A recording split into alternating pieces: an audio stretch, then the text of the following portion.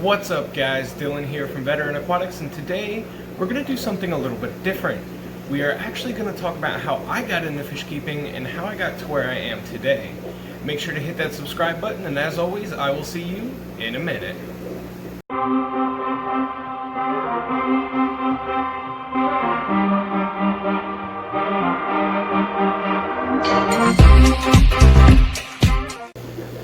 What's up guys, I hope everybody's having a great day so far.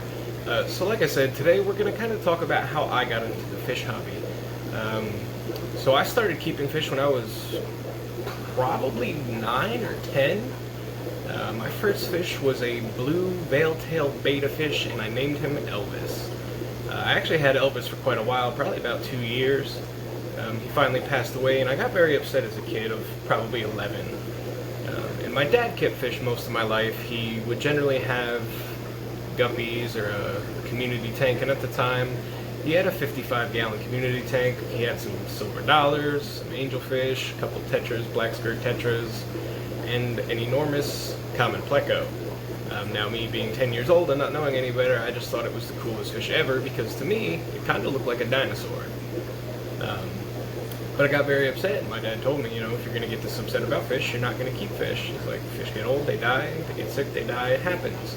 So at a very young age, I learned that you can't always save the fish. Fast forward a couple of years, and I had 10 different tanks set up in my bedroom, a 55, 20 gallons, 10 gallons, 20 long. That was actually my first saltwater tank, was a 20-gallon long, and I kept a snowflake eel in it with just some reef rock. I tried a couple other things with saltwater, but it didn't end up working out so great for me, so that's why I kind of stick with freshwater. I'm sure I can do it now. I just never really wanted to get back into it. I like freshwater a lot. There's a lot of great fish, and it's a lot less for me to worry about and kind of keep in my head. I feel like I'm constantly cramming new knowledge into my head, so to try to learn the whole other side of fish keeping is a lot right now, especially with the amount of stuff that I have. So I used to breed guppies and sailfin mollies, and I would breed these fish and I would bring them to the pet store. The pet store would pay me very little at the time. I mean, it was just for some extra spending money as a kid. And I wish I still had the line of guppies I had, because it had gotten to a point where they were kind of like pink tuxedo guppies. So they would have a pink dorsal fin, they would have the black bodies, and like a pink and black tail. They were super cool looking. But as a kid, you don't think about this stuff. I was like, oh, they're fish, you know what I mean? But over time I had that really cool strain developed. Ended up, you know, getting into snakes and reptiles, and I had parakeets. So growing up, my bedroom was pretty much just this zoo of different animals. I had a bearded dragon, a leopard gecko, corn snakes, king snakes, and all the fish on top of it. By the time I hit about 16, I started to kind of get out of it. I always kept one fish tank. But when I was 17, I enlisted in the Marine Corps, and after I graduated high school, I shipped out to boot camp. And that was the last time I kept fish for a while. I did my 4 years in the military. Over the time, I never kept another fish tank. Got out, didn't get another fish tank, and then my brother calls me. He's like, hey man, I picked up a fish tank. I'm going to start up a 55-gallon. And I was like, huh. Maybe I'll start another one too and get some guppies. It's been a while, it'd be cool to have a fish tank. So I go out to Walmart that night, I buy your nice top fin 20-gallon starter kit, and I go about ordering some guppies from eBay. I ordered some red dragons and some black Moscows. So I had that 20-gallon, and I had a spare 10-gallon sitting around from back in the day, so I set that up as well, and I kind of got going with that.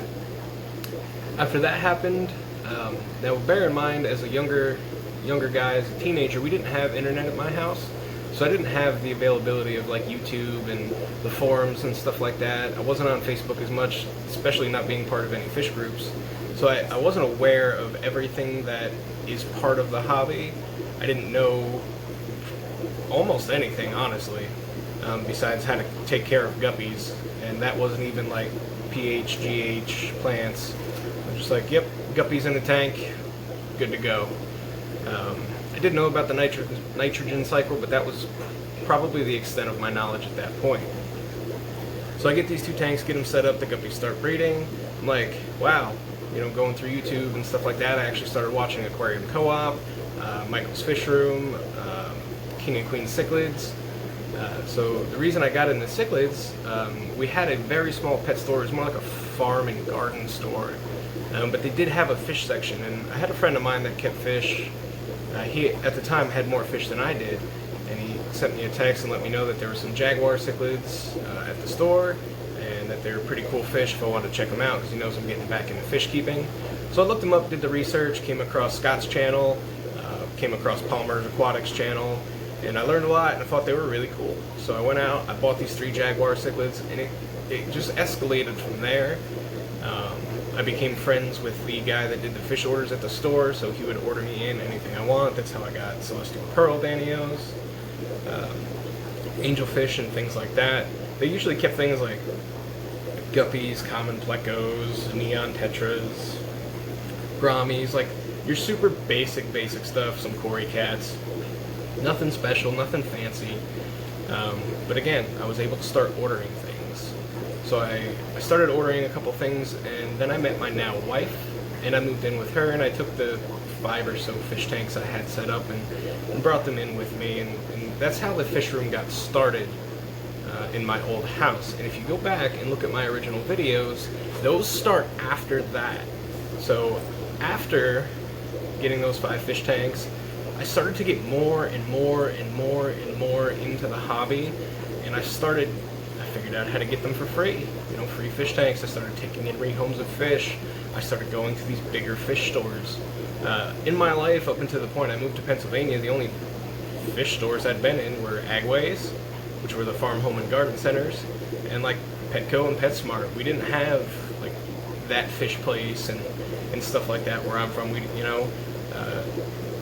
They just didn't exist. So moving down here into this area, I'm now even closer to these really large pet stores and these large fish stores, which is awesome because it gives me a greater variety to choose from. I've also ordered fish off Aquabid. I get a lot of my fish from the Cichlid Club of York. I've gotten fish from the Lehigh Valley Aquarium Society. I've gotten fish from the Philadelphia Aquarium Club. So as I grew in the hobby, as I learned more in the hobby, I was able to expand my horizons and expand my level of fish keeping and to the kind of fish I keep. I remember the first time I figured out that there were aquarium clubs, and I thought that was the coolest thing. And it took me a little while to find the Lehigh Valley Aquarium Society, but when I did, it was pretty great. And I'm grateful that I was able to find it, because without having found the Lehigh Valley Aquarium Society, I never would have known as much as I do about all the clubs that surround me now, Lancaster and York, and I wouldn't have met a lot of the great people that I did. So back at the old house, I kept getting more tanks, more fish, more tanks, more fish, and I probably got to the point where I had like 13 or 14 tanks set up. I still didn't keep anything crazy. We did have the Water's Edge Aquarium nearby, so we would go there, and occasionally I would bring home fish. That's where I got my pike cichlids, that's where I got my first bichir, among other things. So going to these new stores, these dedicated fish stores, was really, I mean, apart from like YouTube and seeing the cool fish that everyone else have, you know, celestial pearl danios and all the African cichlids and all the different kinds of angelfish and guppies and all the cool stuff everybody on the internet has, going to these fish stores allowed me to see a much larger variety of fish, and sometimes I would see stuff that I had no idea about. In the past 2 years, I have learned more about fish keeping than I ever knew in the 10 years prior, and that is pretty much thanks to YouTube.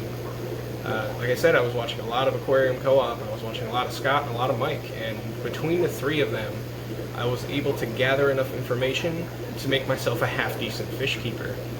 And when I started to get more into it, I made the comment one time to my wife, like, hey, wouldn't it be cool if I had a YouTube channel? She's like, so do it. And I was never ready, never wanted to do it. You know, I was always scared of the judgment, or scared that I wasn't good enough to do it. And then one day she's like, if you don't just do it, I don't want to hear about it again. So I did it. I created the channel page and I made my first couple of videos. And it was very slow going at first. I was still figuring out where I fit in to the YouTube niche and to the fish keeping niche, right? Because most people are niche fish keepers. I still can't be, because I keep everything. African cichlids, American cichlids, angelfish, guppies, endlers, plecos, gory catfish, all sorts of stuff. And that's just because I have a general love for fish and a general love for the hobby. So I start the YouTube channel, and then I get more and more into it. Then my wife bought me 225-gallon tanks for Christmas. And that was like the big thing for me. And that's really where things kind of took off. Because once I got those tanks set up, I remember it was Christmas Day. Or no, it was Christmas Eve. And I was building the stands for those tanks. My in-laws were here, and I was just in the fish room building tank stands to get these tanks up and running. And when I finally got them going, finally got fishing them, it was the greatest thing ever.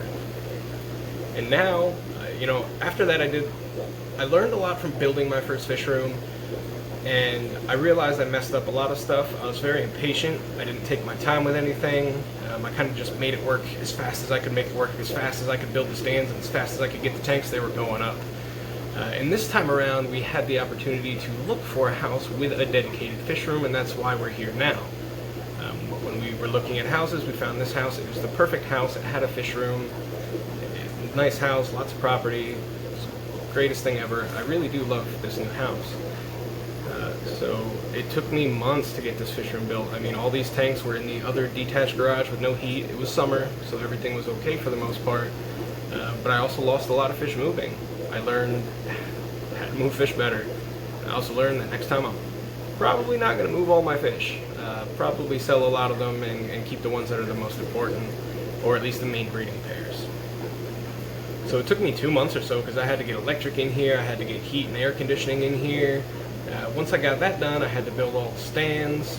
I'm still putting together the air system, but I do have a temporary setup now that's working just fine. And you'll notice it's a lot quieter in here. That's because I hooked up my diaphragm air pump instead of that obnoxiously loud metal pump that I had running the 20-gallon rack. And that thing puts out a lot of air. It's a Gemco pump. I can easily run like 60 tanks off the thing. So if you're looking to run a fish room, Gemco's the way to go. If you call them and explain your setup, they will recommend a pump to you. They will send you the air nozzles. They will send you the drill bit if you need one. They'll literally send you everything. All you need to buy is the PVC and set the system up. Gemco's pretty great. I was lucky enough to get one pretty cheap used, and it's working out fine. I already knew how to do all the stuff I needed to do. Again, thanks to YouTube. Again, thanks to Corey from Aquarium Co-op. So now we're here. I mean, I have over 30 tanks set up. Stuff is breeding, stuff is spawning. I go to all these shows and these meetings. I was lucky enough to be the speaker for the Cichlid Club of York 2 months ago. And on the 8th, I'm going to the Lehigh Valley swap meet. And again, Michael from Michael's Fishroom will be there. I'll be there. KJE Aquatics will be there. So it's going to be a great time. I'm going to sell some fish. So I really went from guppy keeper to YouTube and selling some fish on the side and all this other stuff that I do to now be able to give people advice. So it's not always necessarily how long you've been in the hobby, it's your dedication to learning things about the hobby. I learn every single day. Every time I get new fish, I learn something. I learn about that fish, I learn about that kind of fish, I learn about that fish's locale, their diet, their habitat needs, their breeding behavior.